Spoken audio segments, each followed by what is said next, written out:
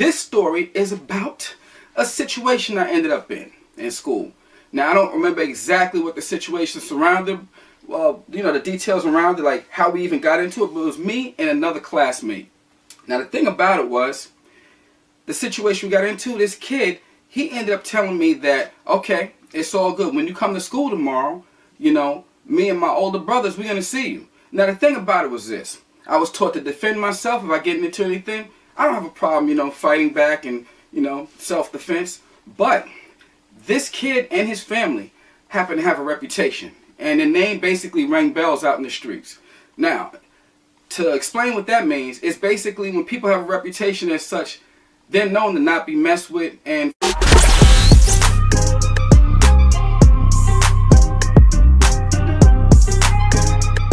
hey everybody out there, I wish to welcome you back to another episode of LB Tales from the Hood.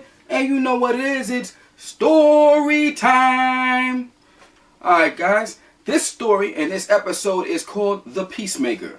Now this story goes back over 30 years ago, so bear with me. I'm going to try to remember the details as best as possible.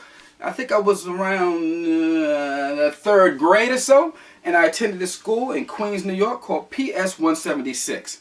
Now during this time in the mid-80s, the crack epidemic was really starting to hit hard all across the nation. And when I went to school, it was a decent school, but when you go to school, sometimes you would see the guys in the park that be sitting on the park benches, doing whatever they do. I guess someone's hustling, I don't know. Can't really speak on that or whatever. It is what it is. And you would see some guys when you would leave out of school too, hanging on the park benches. Sometimes around the ground outside the benches, we would see something what we call red tops. Little vials, little clear vials, cracked bottles with little red tops on them. So, we could only assume what was going on down around there. I guess fiends was using it, whatever. But, still, nonetheless, it was still a decent school or whatever. And it was a different time in that, when you see a lot of the older heads that would be out there doing whatever they do, like I said, I don't know what they were doing. I would just walk on by. I wasn't a part of that. But, they would tell youngins like me, yo, man, just go to school, get your education. Whatever's going on out here, you know what I'm saying, it's going on out here. It's crazy out here and it's real. But get your education, go to school.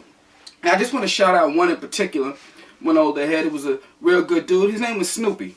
Now, he seemed like he was well respected in the area. Everybody showed him love. Like I would see him on the way going into school, just chilling on the park bench. I said, I don't know what he was doing.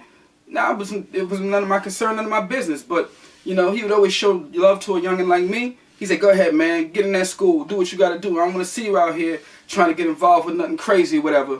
Go get your education, man. Do the right thing, live right. So, shout out to him and a lot of the older guys that showed a lot of youngins like me love, kept us out the streets, kept us out of trouble.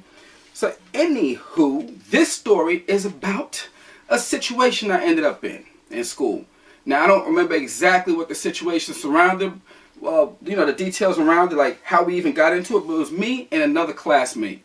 Now the thing about it was, the situation we got into, this kid, he ended up telling me that, okay, it's all good. When you come to school tomorrow, me and my older brothers, we're going to see you. Now the thing about it was this. I was taught to defend myself if I get into anything. I don't have a problem, fighting back and, self-defense. But this kid and his family happen to have a reputation. And their name basically rang bells out in the streets. Now, to explain what that means, it's basically when people have a reputation as such, they're known to not be messed with and for whatever they got into. Like, the kid around my age, he got into this little trouble, little fights, whatever the case is. But his older brothers, he had, I think, 3 or 4 of them. Some a few ages apart. Maybe his next brother was 2 or 3 years up. Maybe the next brother 2 or 3 years. Wherever the ages go. But his older brothers were known for getting into a lot of stuff in the streets. Just alleged stuff. They were in and out of jail. They were known as a family not to mess with. So when this kid threatened me like that and said, when you come to school tomorrow, it's going to be a real problem. I was nervous. I'm not going to lie. I was like, but when things are happening, when you're in a mixed situation, you got to try to just be brave and not show any fear in your face. But I'm not going to lie. I was shook. So I was thinking about it for the rest of the day. Came home. And I happened to tell a friend of mine. He's about a year older than me. A little older. He's a real good friend. Like a brother to me. So I told my man D. I explained the whole situation to him. And I told him, like, the kid said this. He said it's going to go down tomorrow. When I come to school, it's going to be a problem. So I was like, I was really stressing. He was like, yo. He said, don't worry about it. It's okay. He said to consider the situation handled. Go to school tomorrow, just like everything is just a normal day, and you'll be fine.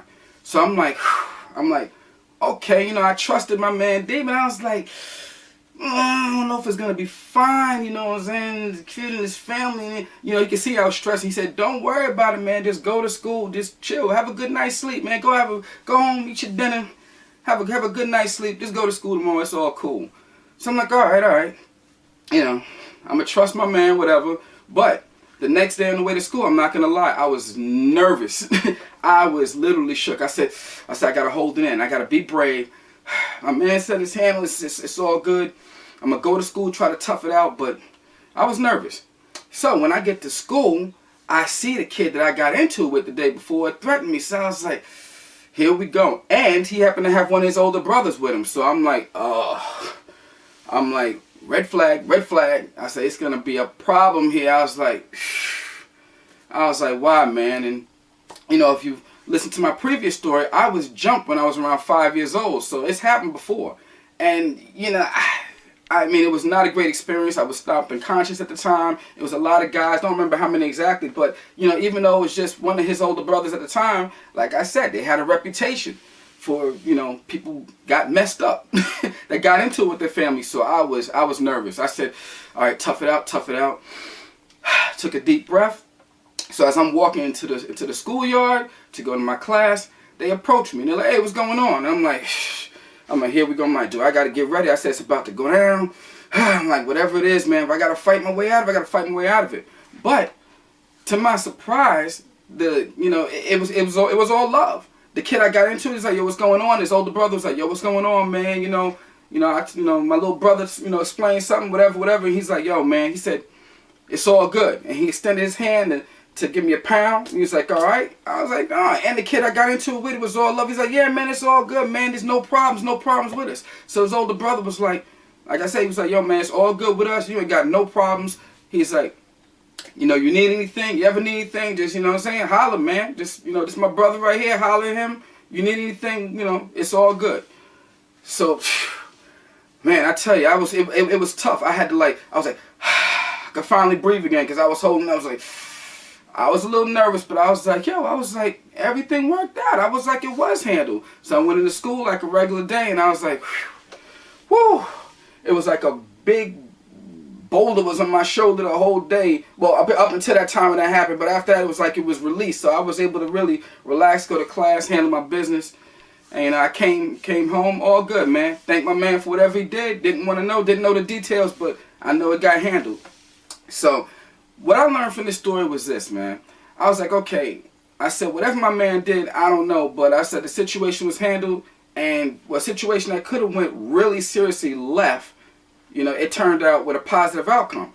So that's why I named this episode The Peacemaker. And what also I started realizing, I said, I want to really be like this. I was like, my man that basically whatever he did to squash this out and didn't go to war and it became peace, I was like, I want to be just like that.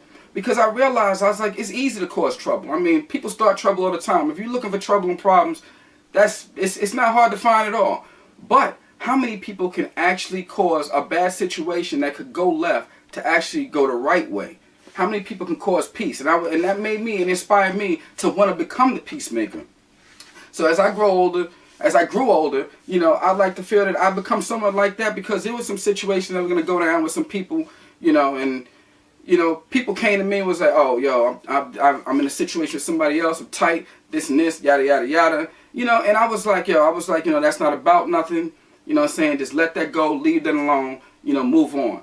And a lot of times, because of that, and, people, respected me, trusted my word, they just was like, all right, cool. They just let that situation go. So, I feel like I've lived up to that to somewhat degree, and that's what I've always tried to be. I've always tried to be the peacemaker, because it made me think back to that situation when I was in the 3rd grade on how I was nervous and it could have really went bad, and I was like, this is a much better way to live your life. To help bring more peace into the world, man. Instead of bringing more negativity and just negativity, it breeds all type of violence and things, and that's no good, man. So we want to keep it positive out here, guys, and so that's it for my story today. Today is the episode The Peacemaker. Hope you guys enjoyed it, man, and hopefully it's encouragement to some of you guys out here. Don't go out here causing problems. And if you are respected, you have, people respect your word or to listen to you, man. Just, if you can help squash a situation that could go left, do your best to do it, man. I feel like it's all in our power. We're all children of God, I'm a firm believer in the Most High, and He spared me from a lot of situations. It could have been worse. Could have been worse when that situation, if you saw my previous video, what happened, still alive, still here to tell my tale. And as I got older, I got into other things. Things could have been a lot worse. So thank you to the Most High. Thank you to my man D. Love you. Thank you to people like Snoopy, the older heads who looked out for youngins like me. Said stay out of trouble, get your education. That's what I encourage you guys out there to do. All you youngins, man, go there, get your education. There's a lot of opportunities, more so for people, especially people that look like me and my color today than it is back then. We didn't have a lot of opportunities. I'm talking about as I got older, as far as with job situations, if it was a situation where they wouldn't hire you because of color of your skin. Different story today. We got the internet. We got all types of ways to make money. Entrepreneurs, things are different. So keep it positive. Keep it peaceful. And I will see you guys on the next episode. Once again, it's your boy LB with another Tales from the Hood. And I want you to chill till the next episode. Peace.